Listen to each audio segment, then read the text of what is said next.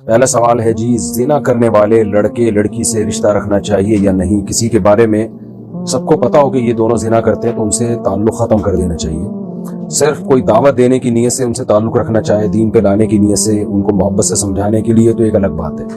Normally ऐसे लोगों का बाइकआउट करना चाहिए जिनके बारे में सबको पता हो कि ये बदकार है। तो हाँ, मैंने बताया दावत की नीयत एक अलग बात है, मुबल्लिग का किसी से रिलेशन कायम करना ताकि लोग गुनाह छोड़े एक अलग बात है।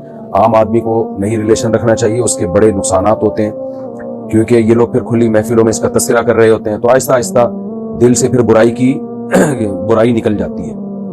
नबी सल्लल्लाहु अलैहि वसल्लम ने इरशाद फरमाया कि बनी इसराइल के उलमा लोगों को गुनाहों से रोकते थे, फिर उसके बाद खुद ही उन्हीं के साथ दोस्तियां यारियां भी रखते, गपशप भी रखते।